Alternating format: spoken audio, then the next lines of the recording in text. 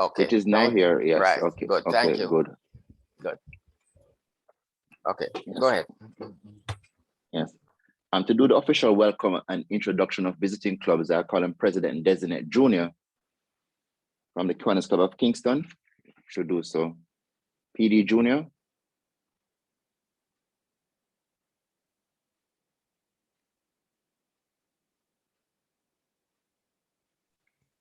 I'm seeing him on the call, Paul. Okay, thank you very much, Secretary DLJ Willie. Well, let me welcome those who are here with us this evening, and I'm asking visiting clubs to identify your club and number of persons in the delegation. So we start with clubs that are visiting from overseas. Are there any clubs from overseas?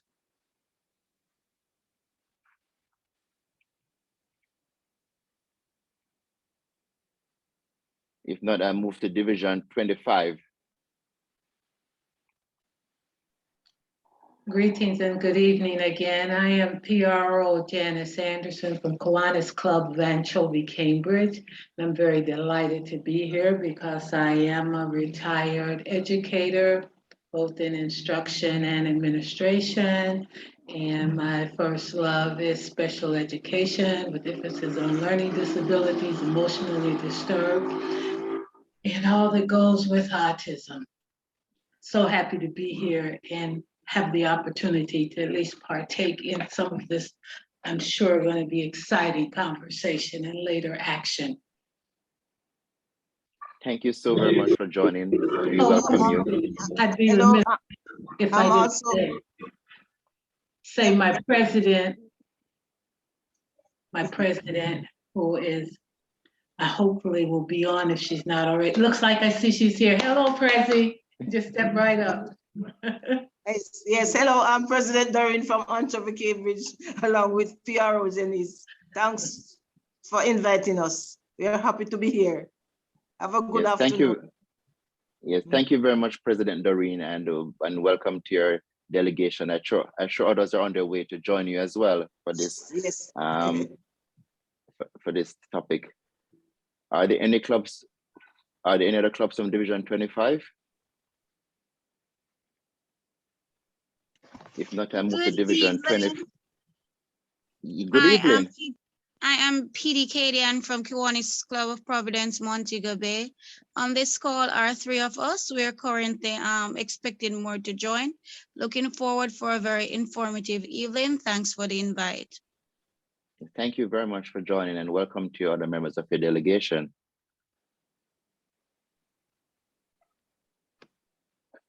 Can I move to Division 24?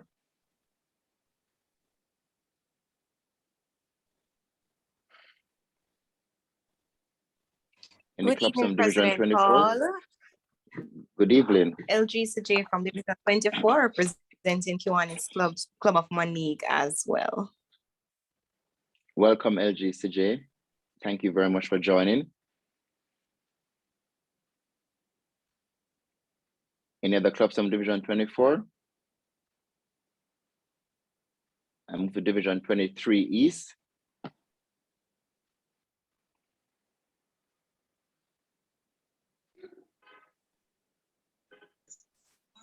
Good evening, President Paul, Kiwanians and guests.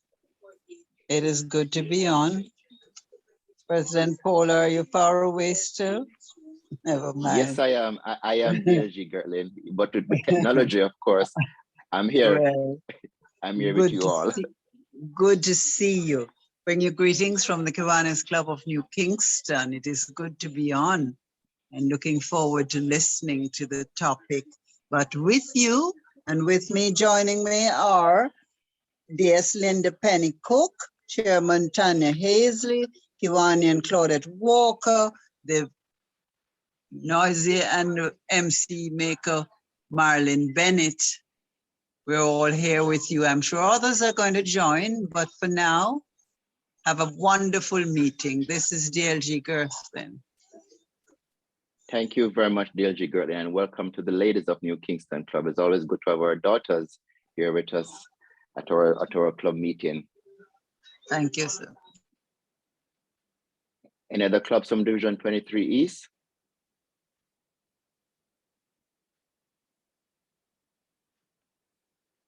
I'll move to Division 23 West.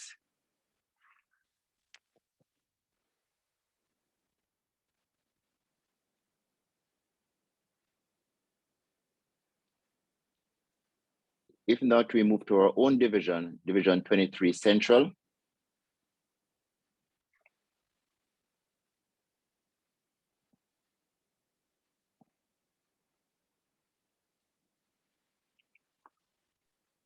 Good evening, President, fellow Changemaker, President Paul and Cheryl. This is President Dwayne from the Kiwanis Club of North St. Andrew. It's good to be here. I see about 8 or 9 of us online, including LGD Hugh. I think others may join, and we're looking forward to a good discussion. Thank you very much, President Dwayne, and thank you for that big delegation with us this evening for a joint meeting. Welcome. Are there any other clubs from Division 23 Central? Good evening, President Paul. Good evening, DS. Yes, I see you saying this. What attire you wearing this evening? I'm confused. Well, you know, I'm representing 23 Central, but I also have to acknowledge I'm from KC Farmer, yes? So, gonna see how many more will jump on. And I look forward to the discussion. Yes, thank you very much, DS or DP Paulette, for being here with us this evening. Are there any other clubs from Division 23 Central? If not, we move to our SLPs. Hi, good evening, everyone, or good day, everyone. President Kino here from the Michael University College CKI. Tonight with me, I'm the only person here as to my knowledge, but we're expecting other individuals to join us shortly. And we're looking forward to a very vibrant discussion this evening. Thank you. Thank you very much, President Kino. Good evening. Paul, there President are Neil members Lambert from the from- Immaculate King Club on. Yes, I can see. Hi, good evening. President Neil from the Immaculate Conception High School. I'm here with 5 other members. Thank you for the invite, and I hope we have a wonderful meeting. Thank you very much for joining, President Nia. Welcome. Are there any other SLPs with us?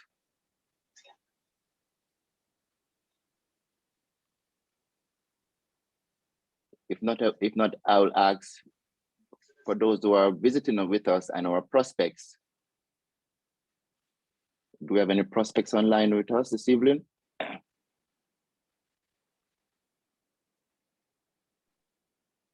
Yes, President Paul from 23 Central, we have prospect Dorico. Welcome, Hello. Dorico.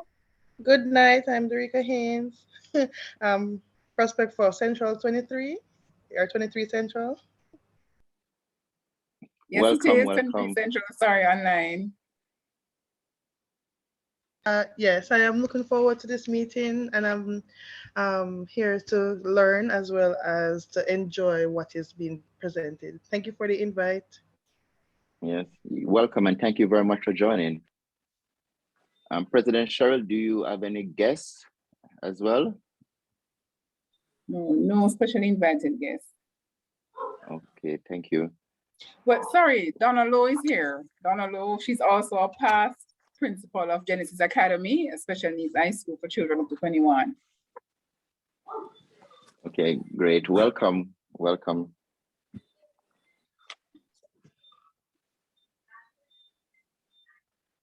Well, thank you very much for those who are here. Good night, everyone. Yes, President good night, Audrey. everyone. I just joined. I am President Audrey from the Kiwanis Club of Papine at UTEC from Division 23 East. And we saw your invitation on Instagram, so we decided to join. I'm the only person here at the moment, but within the next 5-10 minutes, others will join shortly, and we look forward to your meeting. Thank you. Yes, thank you very much, President Audrey. And I must say, I mean, with the power of technology, we spread the words of our meeting, and of course, whenever we do so, it's good that other clubs can join and participate. And I want to welcome Prospect Antoinette from the Kiwanis Club of Greater Portmore. Welcome.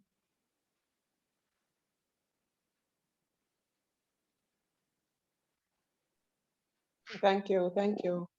Yes. Well, if not, we'll move on to apologies for absence. President Cheryl, how are you? Thanks again, President Paul. I'll go with 23 Central, sorry, online first.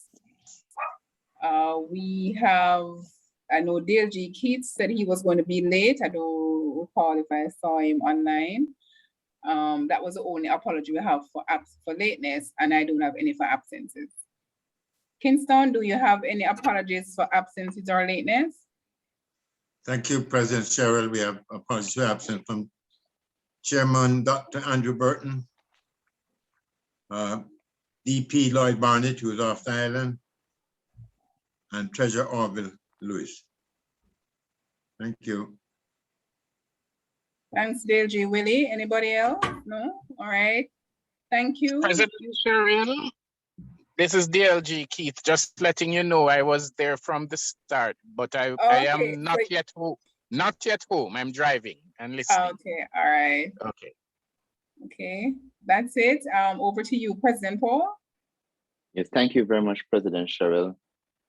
We'll move on to the recognition of birthdays and anniversaries, and I call on PED Newton.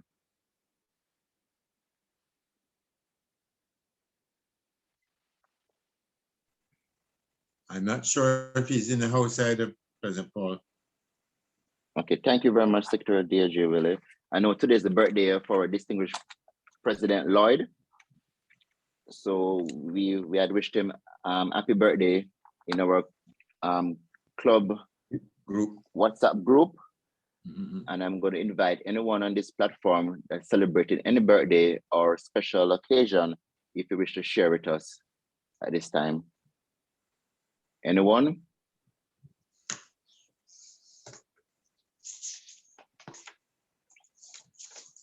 President Cheryl? No, none from our club. No. Okay, thank you very much.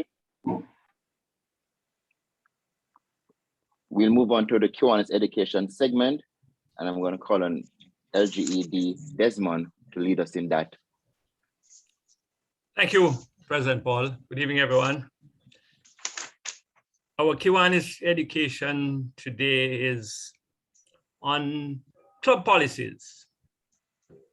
These are specific aspects of club operations that may be customized by each club to address their particular needs, such as club dues and fees, members in good standings, and these would fall under the mandatory policies, the assignment of duties of officers and directors by the president or board, example, to oversee committees, how often clubs meet and when, and the appointment of standing committees. And these would be under optional policies, just to mention a few. Club policies and bylaws complement each other to work together as a whole. Bylaws are each club's agreement with Kiwanis International on basic standards or rules for belonging to the Kiwanis movement. And by adhering to these standards, clubs are allowed to use Kiwanis names and marks. Club policies are divided into mandatory and optional policies. For mandatory policies to have effect in the operations of clubs, they must first be adopted by at least 2/3 of the club members present and voting who are in good standing, and at least 14 days prior notice must be given to these members. These policies must be approved by Kiwanis International as per the Article 10.4 of the Standard Form of Club Bylaws, there's no formal definition by Kiwanis International for members in good standing, but Kiwanis International has allowed each club to set its own standards, including the deadlines for payment of dues, among other internal requirements where appropriate and practical.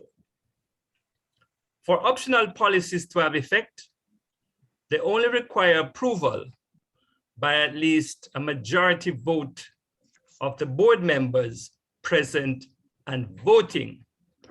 And this is after establishing that a quorum is present. However, the membership must be informed of the board's decision. The exception to this authority by the board is optional policy L for special membership types. Example, honorary membership, which requires three-quarters of the membership vote. But this process or challenge may be avoided with only approval by the board of directors. Club can adopt policies on various matters, but should not conflict with local laws, the Standard Form of Club Bylaws, Kiwanis International laws, and district bylaws. Where there is conflict or contravention, the foregoing bylaws will take precedence.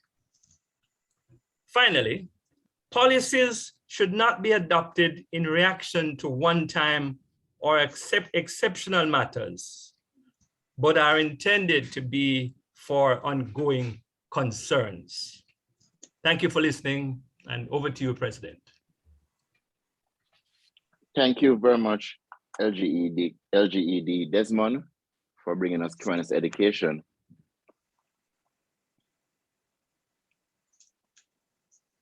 At this time, we will move on to before we move on to the main segment of our program, I'm going to call on Kiwanis our senior to introduce our moderator, Mrs. Joan Phillips Bennett. Kiwanis our senior. Good evening, everyone. It is my pleasure to introduce tonight's moderator.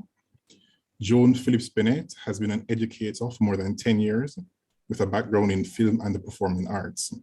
She's an advocate for persons with exceptionalities and has been working closely with educators, parents, and various ministers in Jamaica to assist them in better catering to children with exceptionalities. Mrs. Phillips Bennett has worked with various groups within communities and is a teacher at the South Camp Juvenile Remand and Correctional Center through Stand Up for Jamaica, which is an entity funded by the European Union.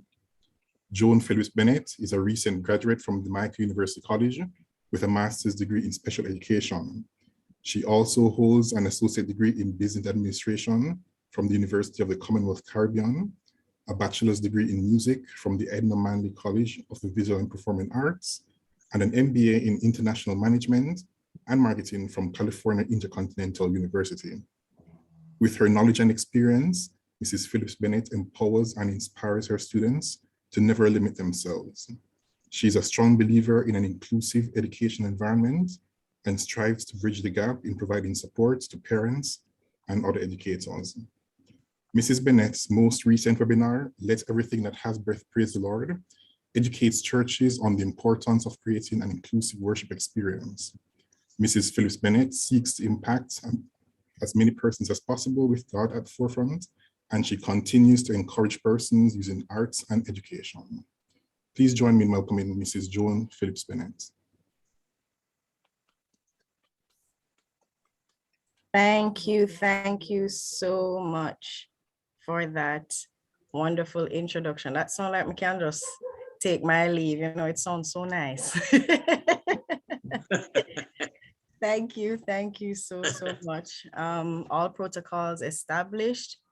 I greet the leadership of the clubs that are collaborating tonight, and I too look forward to a great conversation because I am an advocate for persons with exceptionalities, as you heard. I try not to use the term disabilities because when we say disabilities, it's always focusing on what we can't do. So we try to use words that have a positive connotation to it. So exceptionalities and at-promise learners, things like that. All right, all right. I am excited and I hope you are as well, because we have a wonderful panel lined up for the discussion tonight. And I will not hold up your time. We're going to jump right into it. But before we do, I want to say 3 quotes.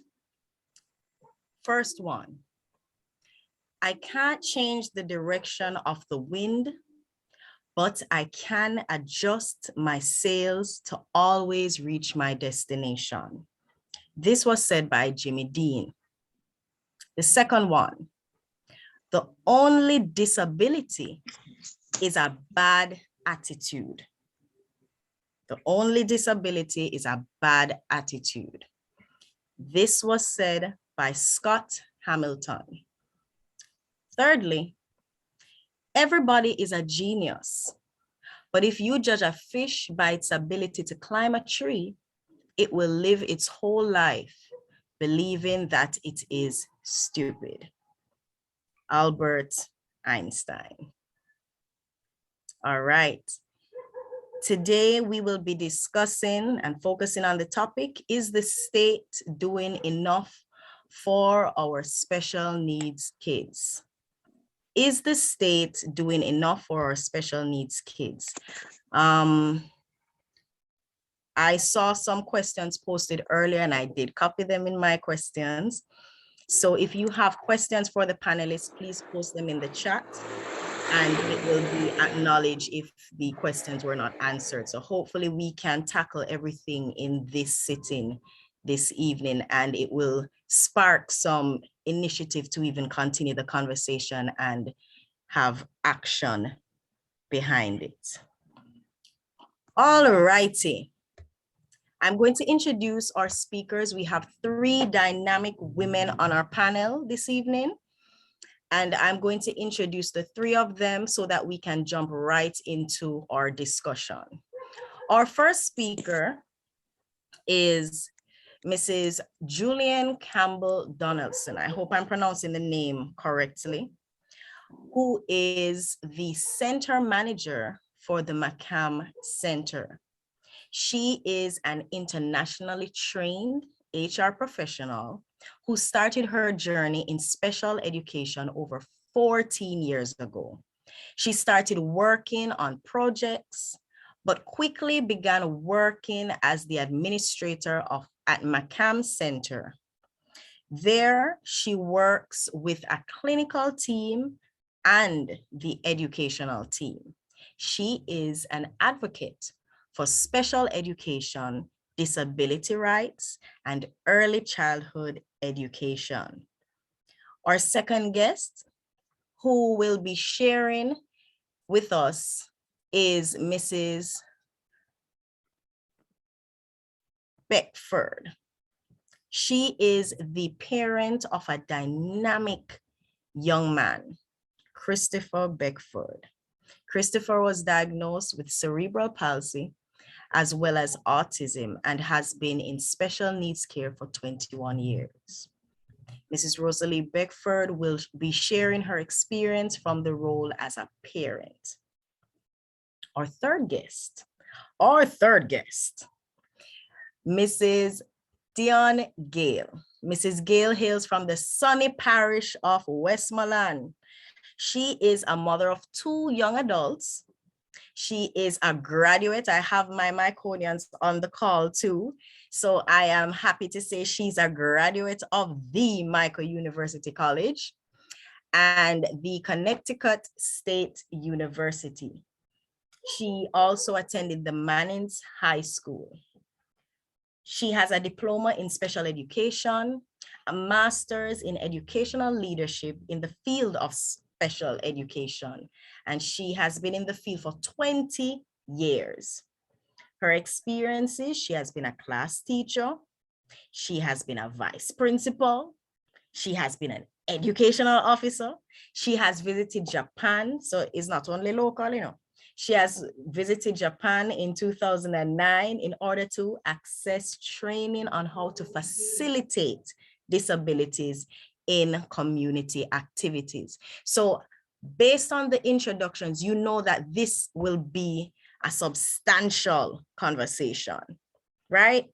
So we can rest assured that questions will be answered tonight, and we're going to jump right into it.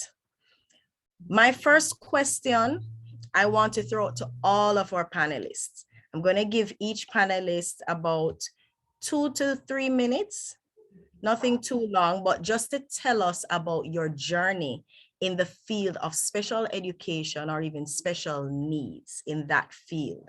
What propelled you to go into that field? What led you to where you are now? That sounds like a long story, but don't worry, if you can just give us a, you know, a condensed version. So we can start off with the wonderful, beautiful Mrs. Beckford, who's sharing screen with me. You can talk to us and share with us your story. Good evening, everyone. Thanks for having me. I will try to put 21 years in 2 minutes. My son is 21, as I said before. At the age of 5 months, his journey started. He started having seizures. Between 5 months and 8 months, he had been into the hospital, baby hospital here, for almost 3 weeks. Several tests, several spinal tests, several MRI, CT scan, brain scan, ECG, the works. At 8 months, after seeing a neurologist, he was told that he had a deformed brain and they couldn't do anything for him. So it was recommended that we get a second opinion. We did. Between 8 months and 9 months, we took him overseas. He went to the Schneider Hospital in New York. They followed up with an MRI and confirmed what it was said here about his brain. We came back and it was suspected that it was CP. However, after leaving the Bustamante Hospital, because he had a seizure which lasted almost half a day. And based on that, he had to do several brain scans. So we were recommended that we start seeing a neurologist, which we did at 8 months. And we kept her in the loop. We went overseas, we came back. And I have the pleasure, and I'm really smiling because he started at Macam Child Development Center at 5 months old. Pauline Campbell, she was, how can I say, the second mom to Chris. And she picked up something the first day he went to Macam at 5 months. We didn't know anything about it. She picked up that his motor skill was off. So after starting having the seizures, almost 5 months, we already suspected something was a little off.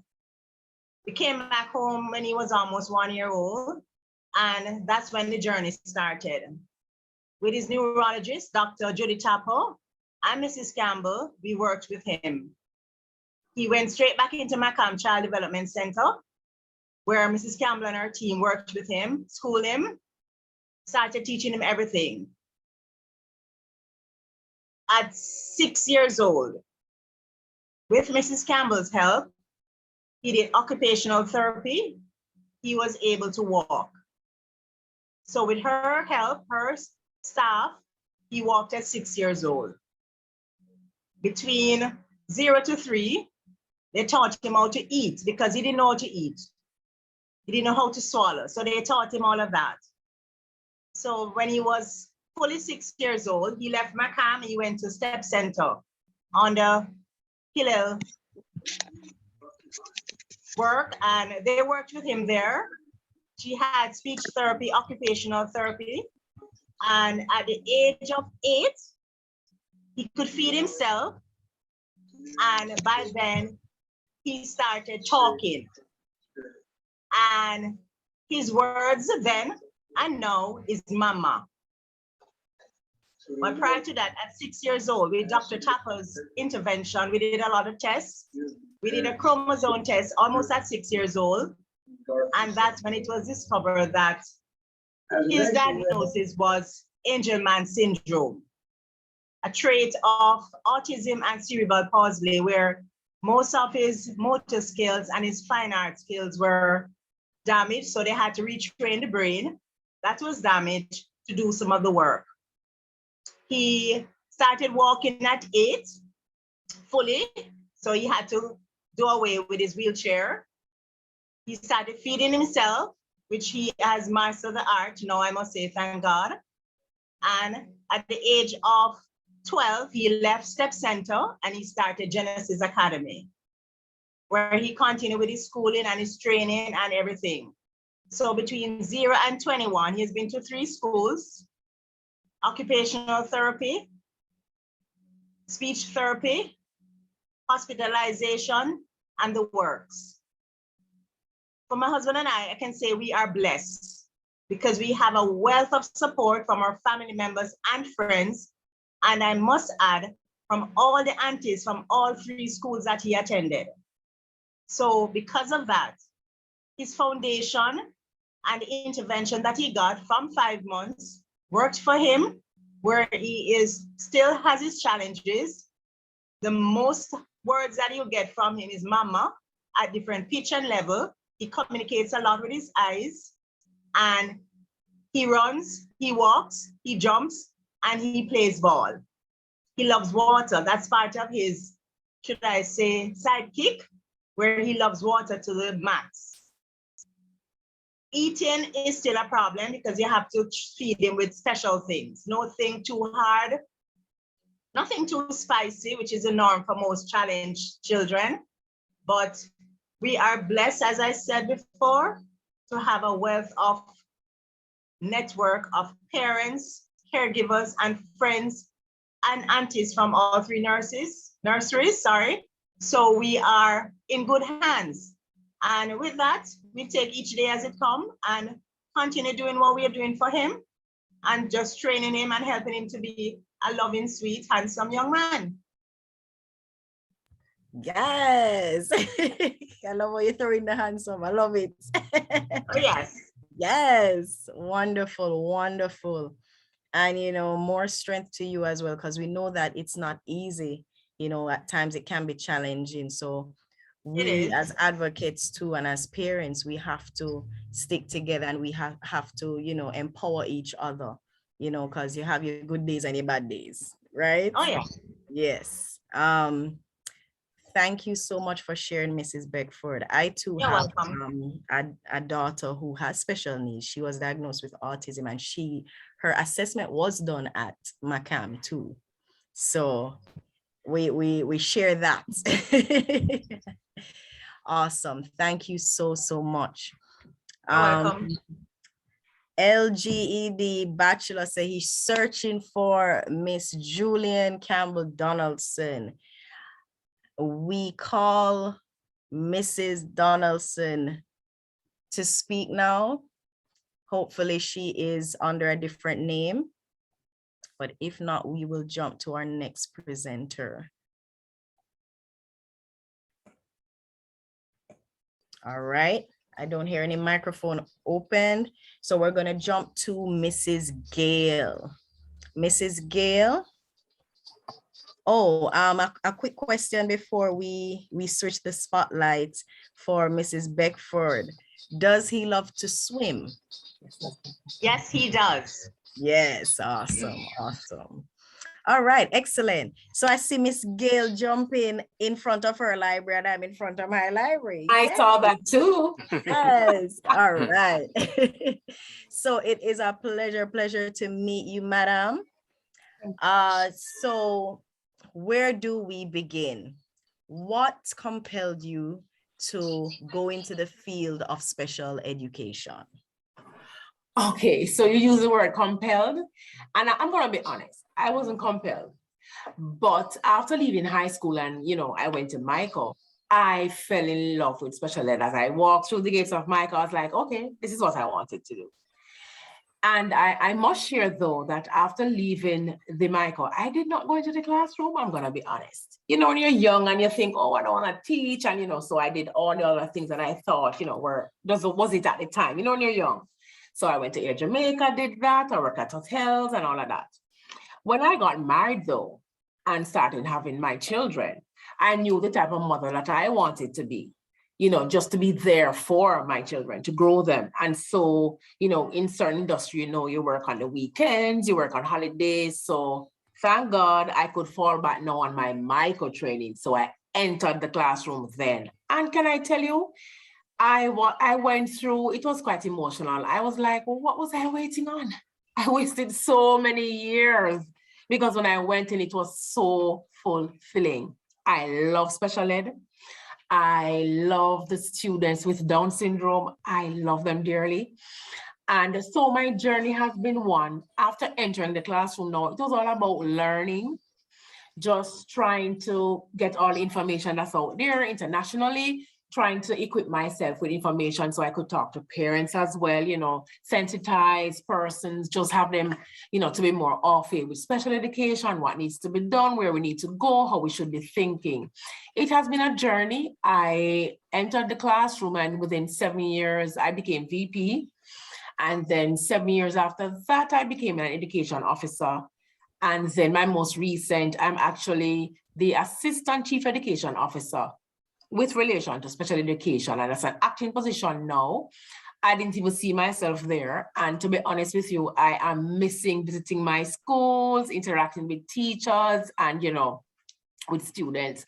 And I can't help, I heard Macam being mentioned quite a few times. I truly admire Dr. Campbell. I admire what Macam offers, and what I want to send the space to is that Macam is actually the first school in Jamaica to practice inclusion.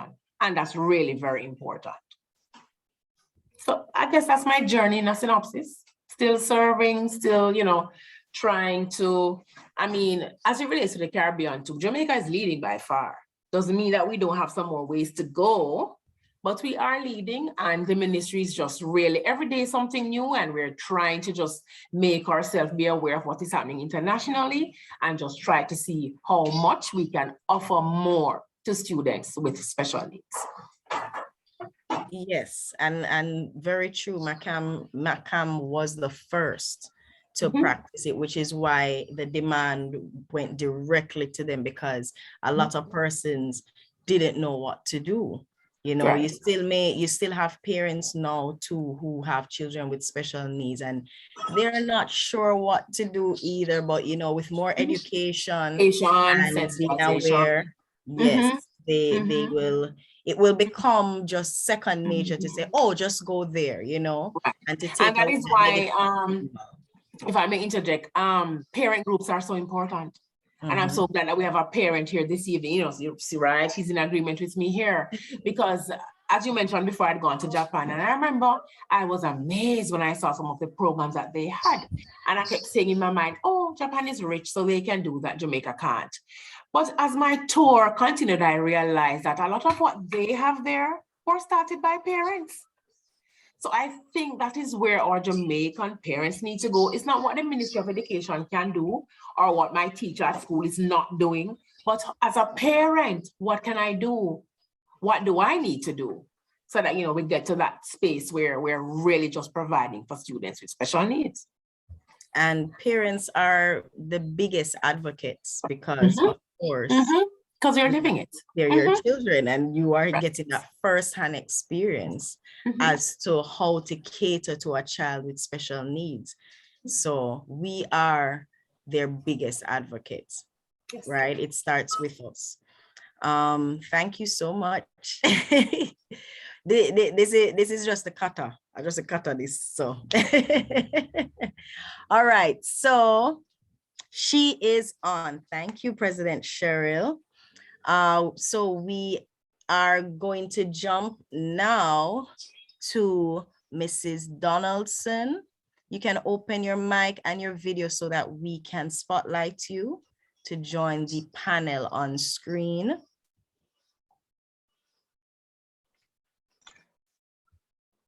There she is. Yes, good evening, good evening. I'm so sorry, I must apologize. My daughter seems to be coming down with symptoms of COVID. So I literally was running from helping her to come on. My apologies. No To problem, see. no problem. So my sincere apologies. I'm so sorry to sound No. rushed and don't seem so very delayed and late. But she's not. Mommy life, mommy Yes. life. Apologies, my Yeah. apologies. Yes, So no problem. I heard Macam Center being introduced, and yes, Dr. Watson Campbell did come up with the concept of inclusion from 1986. So back then, she really had an uphill battle to go on to convince parents to support the program at first. So Right. Macam actually has an inclusive program which actually has a clinical team along with an educational team. So the clinical team is there to support the parents, support the children in reaching their goals. And the clinical team will comprise of a speech therapist. Dr. Watson Campbell is a pediatric occupational therapist, and she's also a pediatric I'm sorry, not the pediatric. She's a pediatric occupational therapist and also an educational psychologist. We also have clinical psychologists, and we also have a clinical rehabilitation therapist and also applied behavioral interventionist. So on our teaching staff, we do have our school principal, also senior teachers. We have had special educators, and we just acquired a new special educator, and we have caregivers because Macam is an early child institution. So our program starts at 3 months up to age 8. Because of COVID, we have to close the nursery, but we're having plans right now in discussions of opening back the nursery. The program is it's a non-for-profit organization. We have a board of directors who help us run the program. We have had support from the Ministry of Education over the years, and I'm so happy to see Ministry of Education here tonight. So over the years, we've been very blessed to have the support of the ministry. And we're now in talks for them to come on board even fully to come as a granting aid school. I must also second the point that the power is with the parents. I'm a strong advocate for special education and early intervention. And every parent, whether they come in for an assessment or they come for intervention or they're in our program, I encourage them to speak, get their voices out there, try to go to the Ministry of Education, register your child with the Jamaica Council for Persons with Disabilities, join other parent groups. It was mentioned before that it is the parent groups that start themselves. So JASA is one of the largest parent groups that I know of, and just the Jamaica Association, Jamaica Autism Support Association, and they do a wonderful job. Every parent that I see coming whose child has a diagnosis with autism, I recommend that they go on to JASA. So that in a nutshell is Macam Child Care and Development Center. We're an early child institution, and we also do assessments and intervention.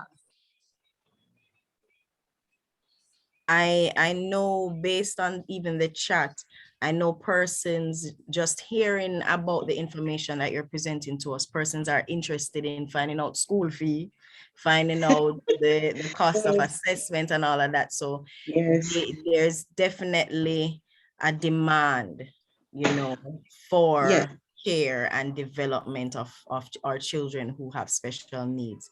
But I want to ask you, was that a question or we can post the questions in the chat as we go along. I wanted to ask you though, Mrs. Donaldson, I wanted to ask what moved you, what inspired you to go into that field? You're an advocate and you speak very passionately. So what led you to the field? So I went to study overseas and I came back home and I worked in corporate Jamaica for a while. And then Dr. Campbell presented me the opportunity to work on projects. While working on projects at McCam, I kind of transitioned over to administration of McCam. And I was the administrator there for around 10 years. But because of the position that McCam now has in the Ministry of Education, we had to get a principal. So I kind of stepped down my role a little bit, but I still support in every way that I can with all experiences and everything. And over the years, I just asked a lot of questions. So I found out exactly what a speech and language therapist is all about. I found out exactly what an ABA or ABI, that's Applied Behavioral Interventionist, they do, what an occupational therapist does, and how it impacts on a child and what the needs of the child are. So I'm not classically trained, but over the years I garnered a lot of information, and I advocate because I believe wholeheartedly in early intervention. Early intervention is the key. If a child reaches 12, it's so much harder for them to learn skills than when they're at the age of 2, 3, 4, 5.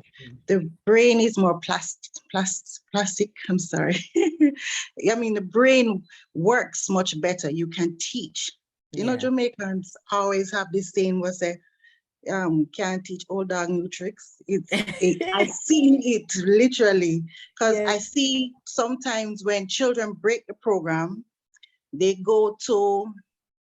leave, the parent does not follow through. Oh, the impact of COVID on these children is, I don't think we've seen the full effect of it as yet. Not just the emotional aspect of it, but also the children with the special needs. You know, they've missed 2 years of therapy. So a lot of them fell behind. So some of the skills that they've garnered and they worked hard at, they might not still have those skills. So some of them you have to be going right back over with. So that's where over the years my passion comes from. And obviously for my love for children. And the point of inclusion is not just a center for children who have disabilities or special needs. It's also a center for children who are typically developing.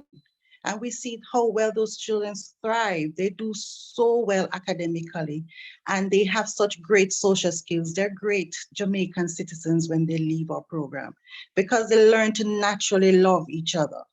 Acceptance is a key factor in our program.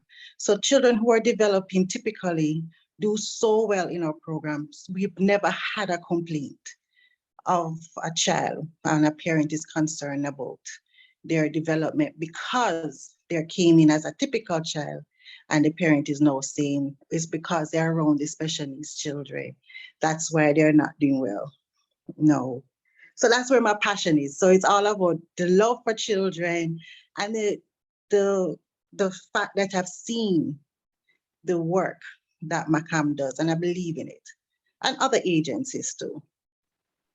And as you touch on other agencies, that's our segue to the next question. Thank you so much for sharing. So we jump to our next question, which was posted earlier in the chat. Apart from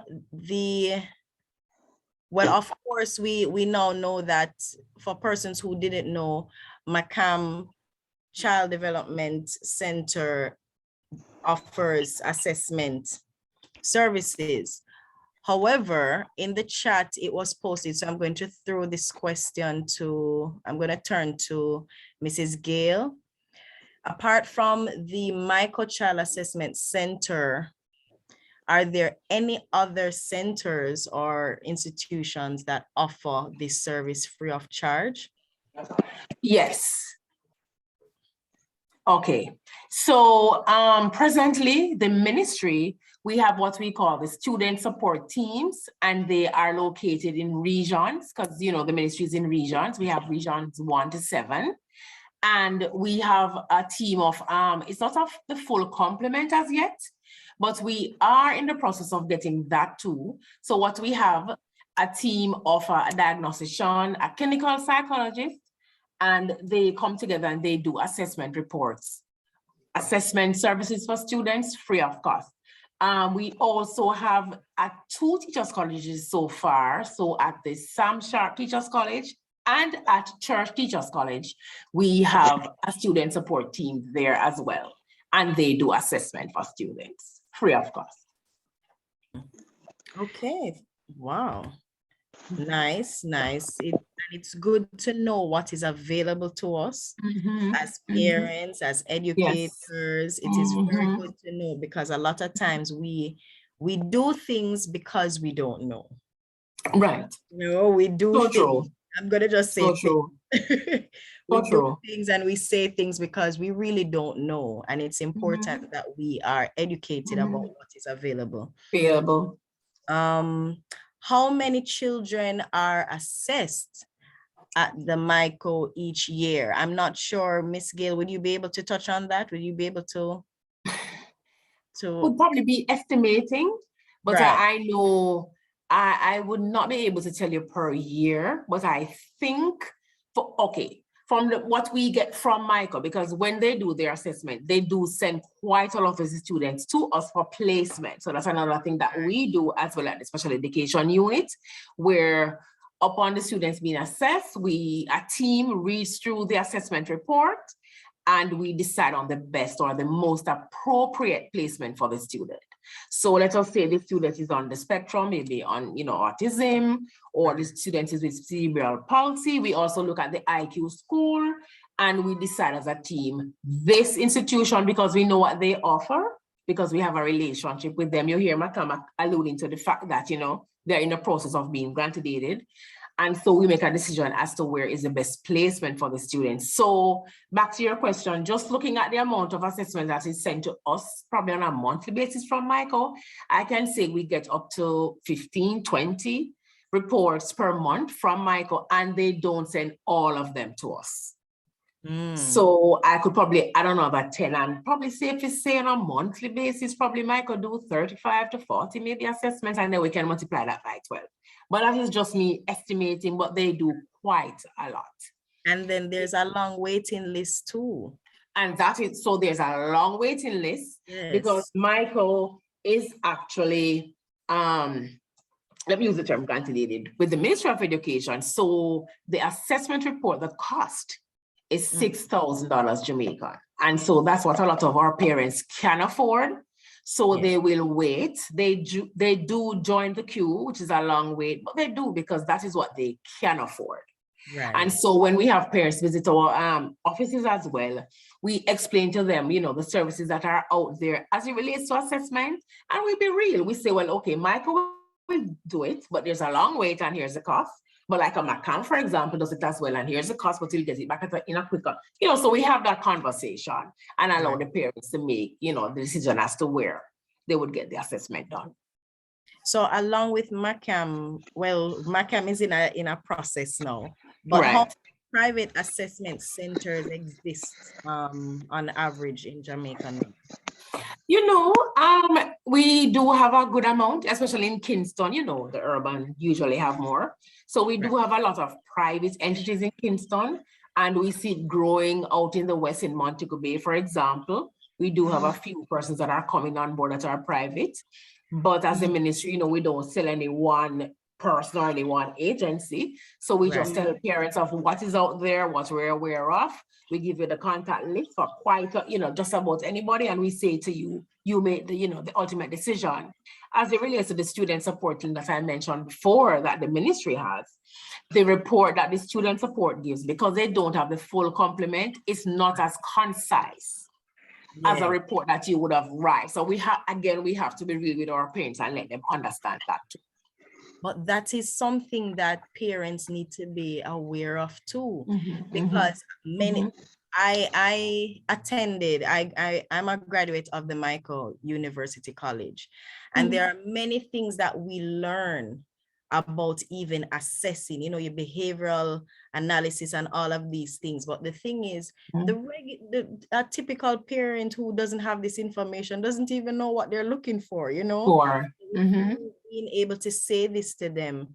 As advocates, we have to even encourage our parents to go and speak to persons who know. To know who know. And that is so important, such a salient point, because as a matter of fact, when the parents visit our offices seeking assistance, the first question I can tell you off the bat is we ask, did the assessment team or the clean site, did she sit down and explain to you what this assessment mean? Did they go through the assessment with you? And if the answer is no, that's what we do. We read through real quickly and we start to give them a little idea, because the parent needs to understand the implications and the part that they will play, the role that they need to play.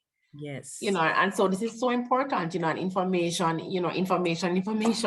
I can say for me, sensitization is, really the key. And I want to just use the opportunity before I forget to commend the Kiwanis Club this evening as well, because I see you had over close to 70 persons in the space. So that means tonight, over 70 persons will be leaving with this information. Yes. And, information is the key.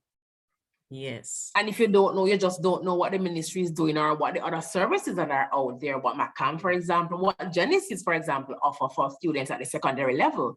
You just don't know, you just don't know. That's very true. Are you able to give us an average cost at the initial assessment? I know that at MACAM you're asking? Well, not specifically MACAM, just an average for like the private institutions. I think MACAM would be better able to, speak to that. Yes. I must say that MACAM as an NGO is on the lower end of the scale. So we try to keep our costs as minimal as possible. And we do a lot of pro bono. We do a lot of talks with parent-teacher organizations. We do a lot of sensitization, because that's a part of our mission, is also to increase the awareness of special needs. But the cost of assessment is ranging from 50, and I've heard as much as over 100,000. The other day I heard a parent comment, it was 140,000 that they spent. Yes, ma'am. Yes. So the cost, yes, so it goes up. And I actually heard once there was someone charging over 1,200 US for the assessment. So it is a varying degree, definitely, as to the cost factor. But I also like to be also make parents aware, to make sure that who is doing the assessment is actually qualified to do the assessment. So there can be persons who put their trust in persons who say they have experience, and not just the assessment, but the intervention also. They have the experience, but they're not qualified to really delve deep into the intervention. And they're, so I always ask parents to be very cautious as to what services they're going to go out, because we do get a lot of calls, and the determination is on the parent. So I advise the parents that if they are going to choose a MACAM center to do the assessment, these are the procedures. But I also give them options. I tell them that there is someone new not new, but there's a neurodevelopmental pediatrician at Kids Clinic. There are other pediatric developmental specialists out there. There are other agencies. I refer them to Michael. So I like to give parents options so that they don't feel like they're in, just one kind of road. Because sometimes when you give them just one one set of information, they feel so much pressure. They feel like this is the only options and there's not much. Although there's not really much out there, but you have to really give them so they feel that there's something out there to help them. So I really believe there is something out there to help everybody. It's just to wait. So like Michael, there's the service there. You just have to know in the end, you just have to wait. Macam, we can have a payment plan for parents. We try to do our best as much as we can, but it's still down to the parents and what they can afford. Yes, and there is that, as you mentioned, parents not knowing what it is and they just want to go with this. It has a lot to do with even the emotional state of the parent too, and as Mrs. Gill mentioned earlier, that he's an advocate for even parents groups, because it's important to have persons empowering you and helping you through the process, because just as parents, not parents of special needs children, but just parents, you need support. Right. Then you add the special needs to it. Right. That's an additional level of support that you need, because you are in a car that you don't know where it's going at this point.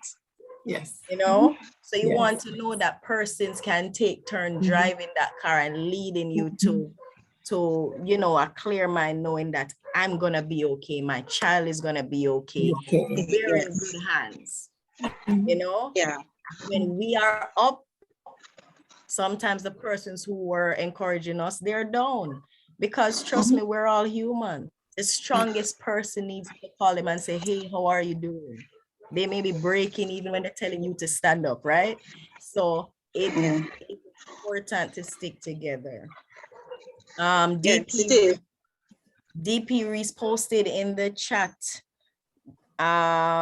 his contact information. He was recently appointed to the board at an infant and related primary school, and they have children in need of assessment.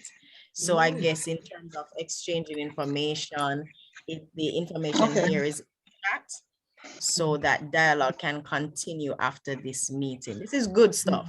Good stuff. Very important.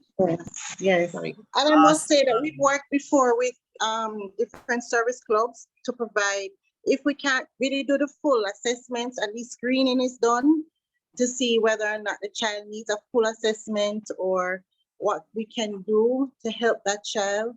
So, the option is there for persons to contact us. I'm sure they'll get our contact details, and we're always more than willing to help. Right.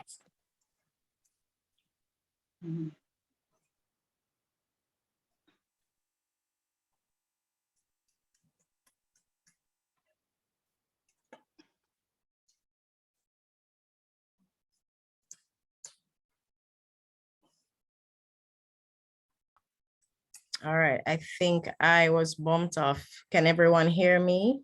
Yes. Awesome. Yes. Not seeing you anymore, but I can hear you. Yeah, we're seeing here you are. Yes. Okay, All right. Awesome. Right, as I say, it's good stuff, But it's fine. It's fine. All right. So I want to segue into, before I jump to Mrs. Gale again, I want us to hear from Mrs. Beckford. Mrs. Beckford, as a parent, from the parent standpoint, what was your experience outside of the education system? Because you, based on your experience that you shared with us, you had great aunties and a great experience of persons nurturing, right? Being very nurturing to your son. And it was a good experience for you because they supported you in such a wonderful way. When he stepped outside, so we're talking about, just regular organizations, church, and, generally, because the thing is, what I want to mention as well is that Jamaica is far ahead in some sense, of course, but of course we have more to do, a long way to go. However, special education was not a big thing years ago. Special education was not. So when you hear persons talking about special needs and special education now, you hear it a lot more now, but back then, as they mentioned, even with McCam, it was an uphill battle with Dr. Campbell. So I wanted to ask Mrs. Beckford to share with us her experience, even just being in society. What was it like? Okay, I'm just going to point out a few because I have several. Because of his challenges in terms of what is wrong with him, it's the left side of the brain that had damage. So he could not walk. There was stiffness, you know, joints stiff up and all of that. It's mirroring of a CP child, you know, all bent up. So unfortunately, he was in a special wheelchair. We got that one from a family member in Canada. It wasn't a regular wheelchair, so it was a little wide. Yes. So we had challenges going into the supermarket, going into the stores, because there was no entrance for it. So we had to take him out, hold him, and carry it. Yes. And we encountered a lot of negativity. Let me say that. Entering the restaurants, supermarket, church wasn't a problem. One other thing which really, to this day, it really hurts. You shed a few tears now and then. Angelman syndrome is a child who has a mirror of the CP and autism, but there's a love for water. 5 of their children in that spectrum or with that kind of disease or whatever you want to call it, actually drowned because they love the water so much. It's like a part of them. When he was at Macam and he was swimming and they had the pool out, Mrs. Campbell couldn't get him out. She had to let the water out. And then when we got to the school, we had to take him off the mat because he just would not leave the water. Yeah. When we take him to the beach, when he was much younger, he would walk in the water and then he wanted to bend down to pick up the sand. He didn't know the danger is as if he's like a fish. He wants to go down there and, you know. So we took him to Dunn's River. He was probably around 5. He was still in his wheelchair. He hasn't been back since because there is no ramp to take a wheelchair down to the beach. We had to fold up the wheelchair, which is a special chair, carry him, one carry the chair, one carry the boy. It was a struggle. We cried coming back up when we left the beach. And I mean, there was nobody helping us because everybody was saying, where are you going with this chair and this big baby? So I'm saying, if you have the Dunn's River and you're advertising it for all the tourists, how many of our children get the chance to use it? We take him to church. It's a walk-in. There's no adequate ramp for the wheelchair. So now he walks in. The benches, you know, is like a 90-degree. But some of these children, if they don't sit and catch up, they'll fall out. Yeah. So that is not thought of. You have some schools now with ramp. His school has a ramp, but he walks in. The other thing which is really heartrending is the dentist. Now we know that the special needs children, their teeth are very sensitive, more than mine and yours, and it must be cleaned more than twice per year.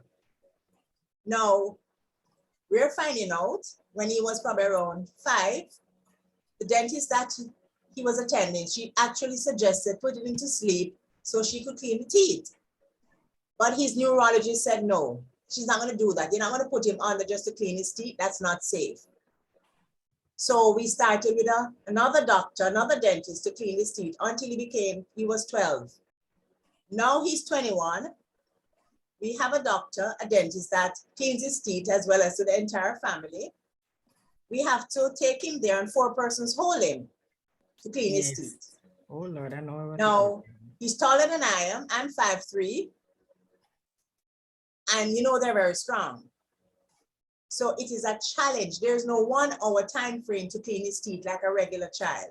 It's usually 2 hours.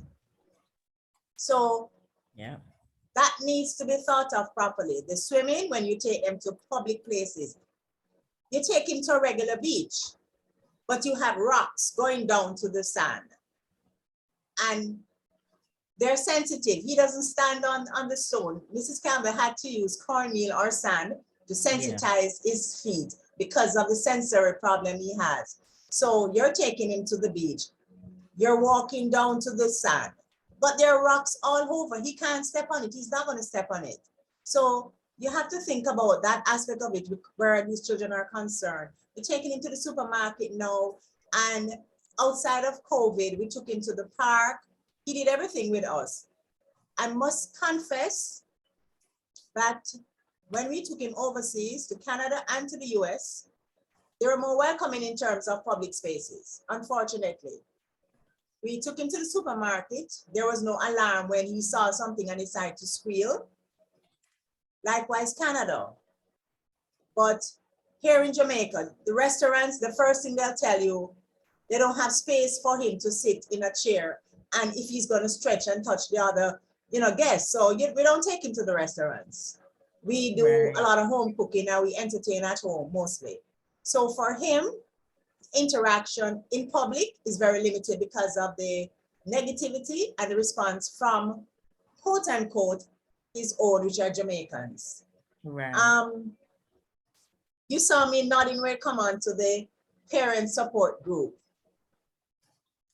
The 3 nurseries that my son attended, we all had that. Macam, Step Center, and Genesis. And I am extremely grateful to those groups because you take your car to the gas station and you top it up. We as parents need the gas. And the support group is our gas. I can tell you, it is a powerful tool that we probably need to look at it to have it in every parish. You mentioned that COVID is a setback.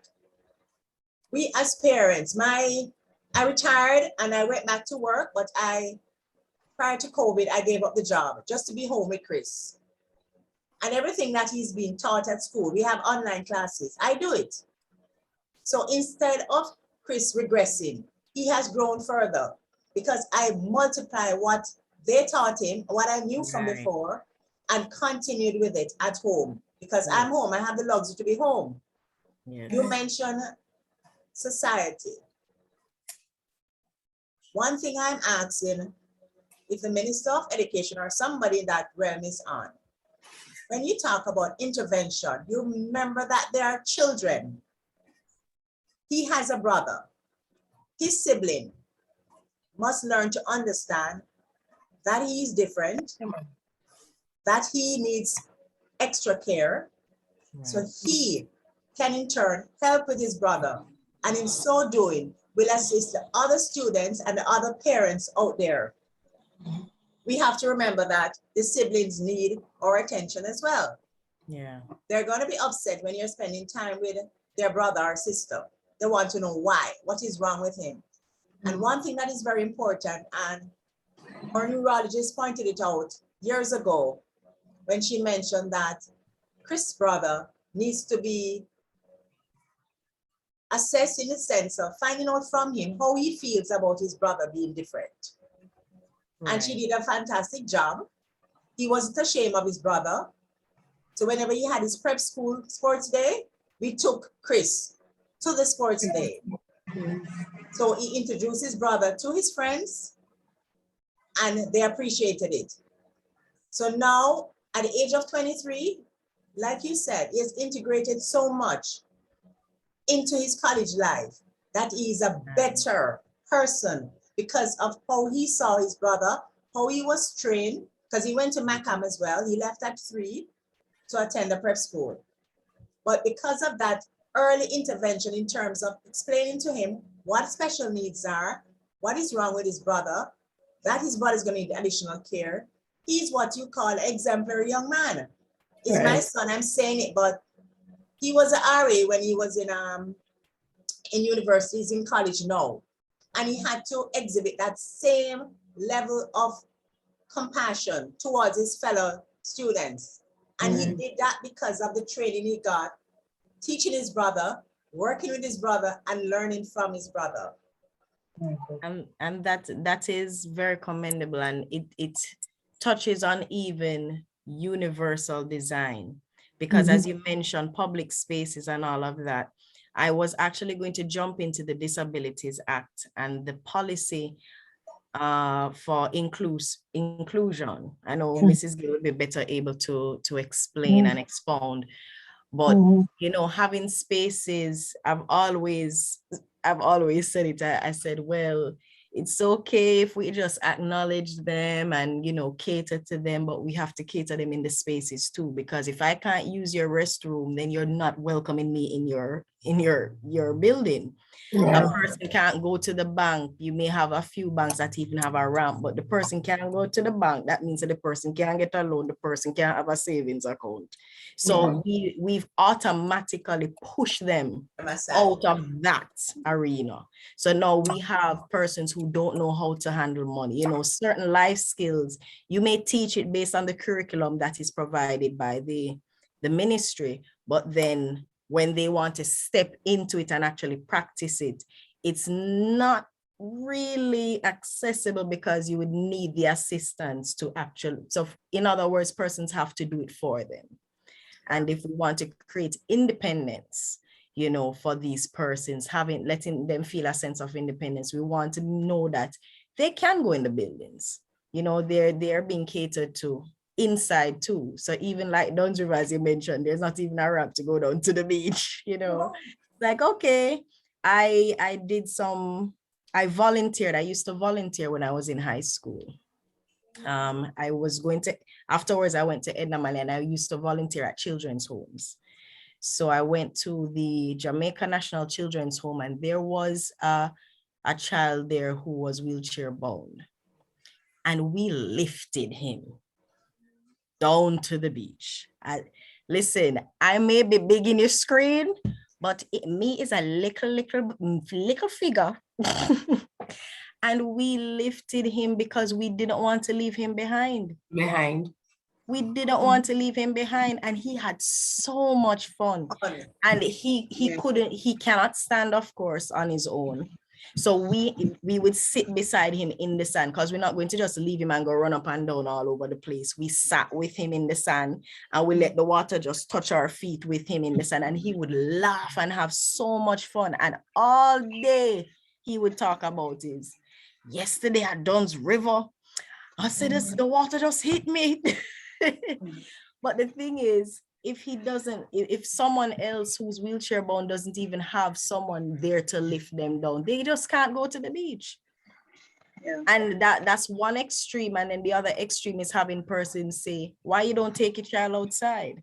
It's like, well, because there's nothing there where my child can't really go anywhere.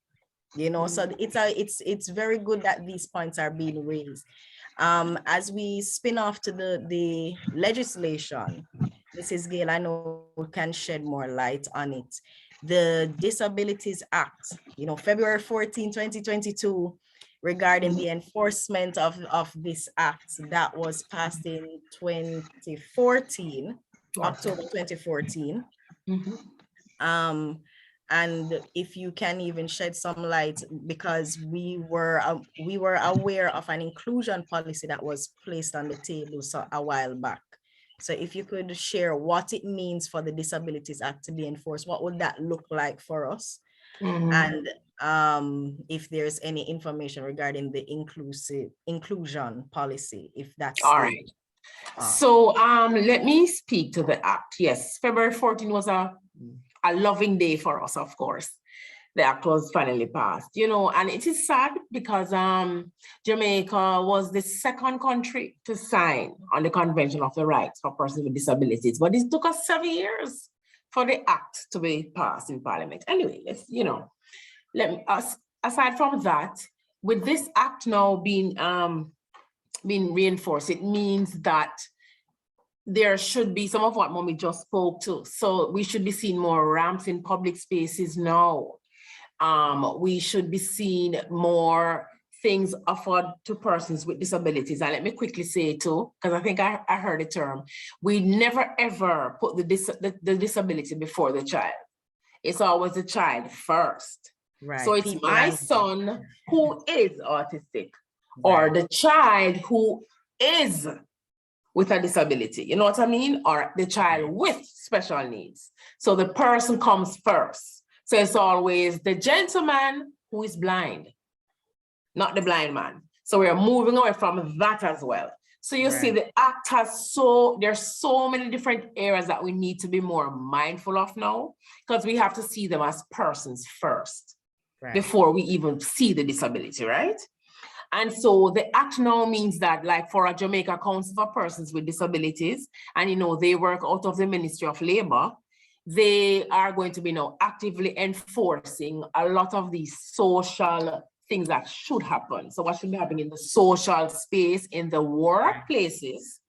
So we're going to be having stipulations now where every government entity must employ maybe 5 or 3% of persons who are with special needs.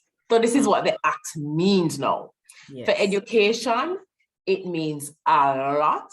And what I'm happy to say is that the ministry did not sit down and wait for the act to be passed. We have been doing a lot before the act. So we have been putting certain things in place. And I like your mommy when she spoke about back then what was happening as opposed to now. And mommy, I hope you and I will live to see the day when Dunn's River gets a lift. So the child can actually go down to the beach. You know what I mean? I really hope, I hope it's not another 30 years for that. Come I on hope we live to see that. But let me do kind of a back and forth. So as it relates to education, you would find that as early as maybe 4 or 5 years ago, students with special needs would not get accommodations for examination purposes. I can think of that one off the bat.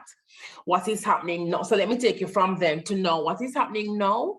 Of course, as long as the child has an assessment report, and you notice we keep going there because that's very important. That is what tells you what is happening with this particular child. So once the child has the assessment report, again, officers at the special education unit, we will peruse that report to see what is happening to the child and to decide what accommodations. Now, accommodations look like a prompter.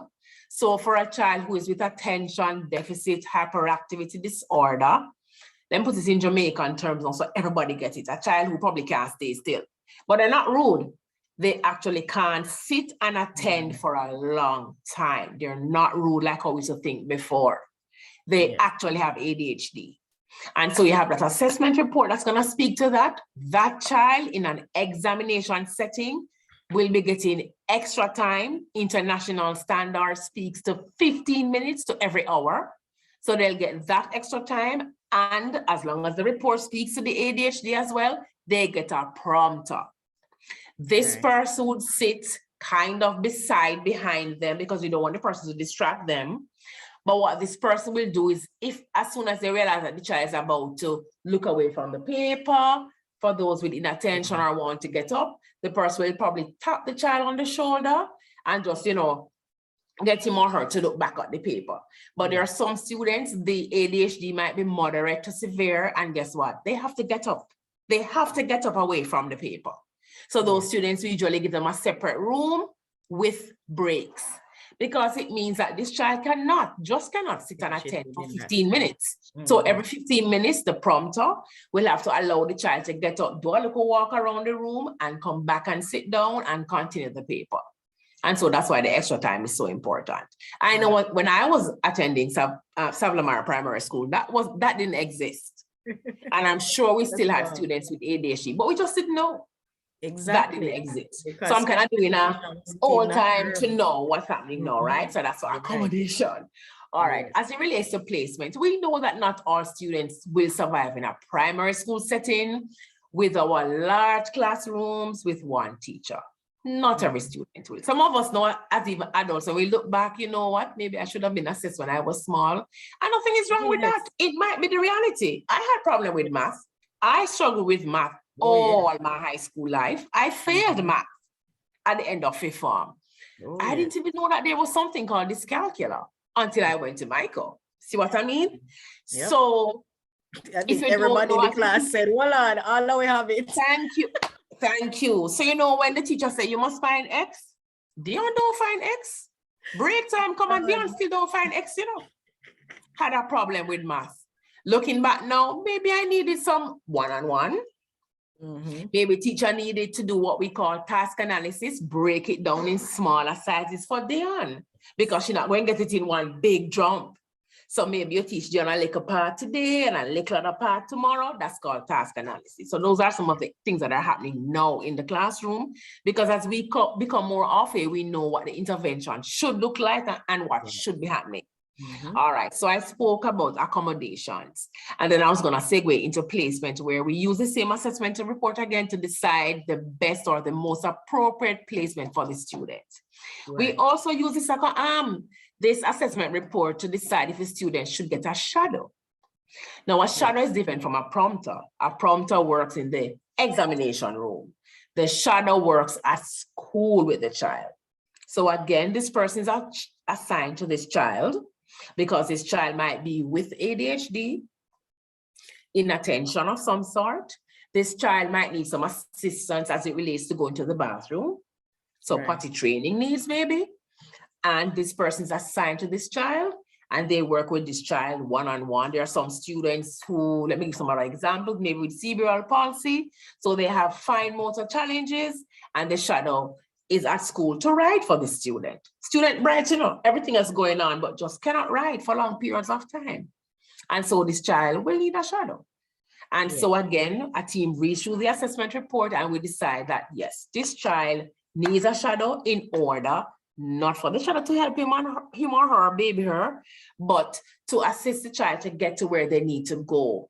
And let me quickly add, the lifespan of a shadow should be for 2 years.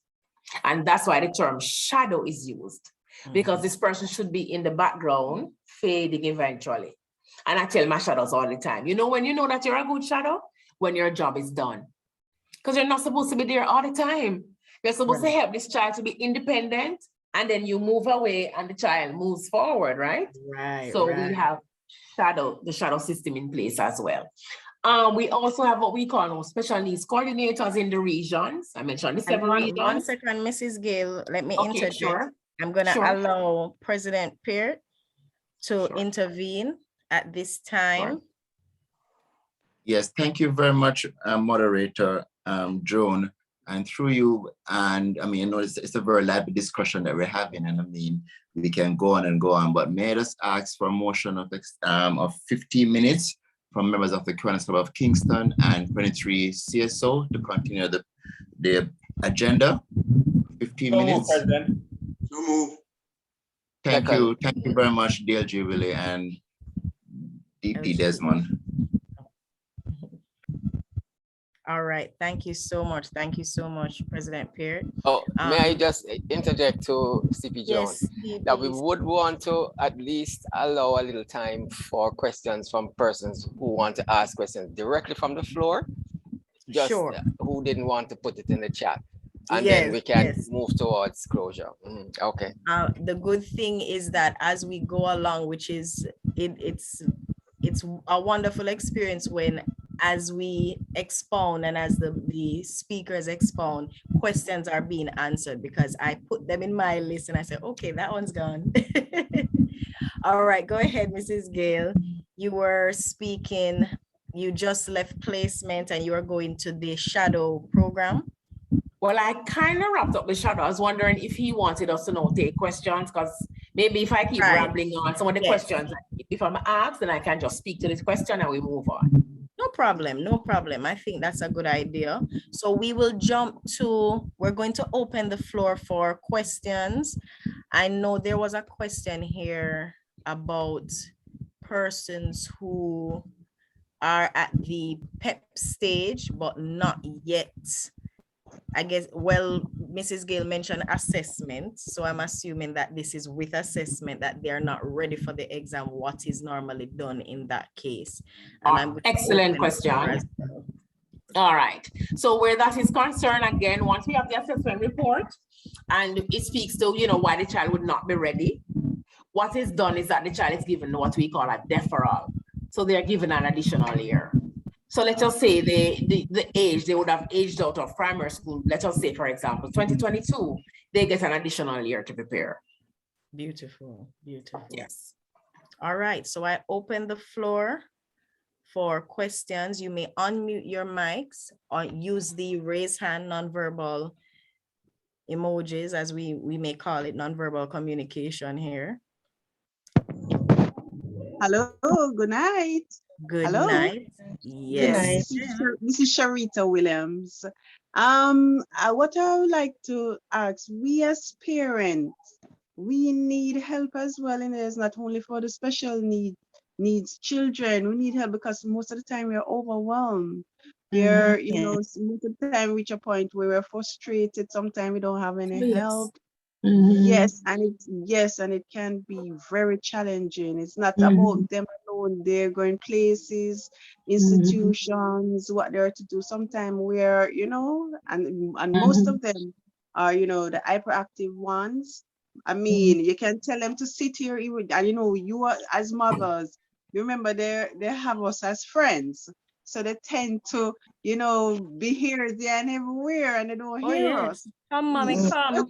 Come, mommy. Yes.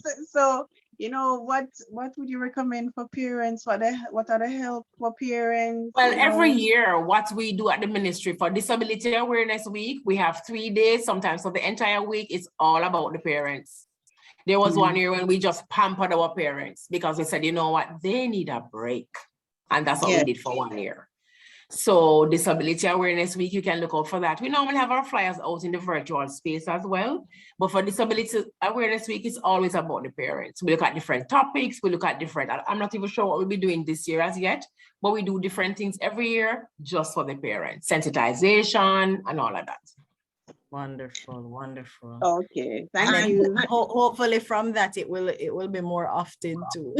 And then for the schools, where the schools are concerned too, we Yes. branch out. So I do a lot of presentations at PTA meetings and all of that, you know, to sensitize again and just to help parents to navigate, you know, through this.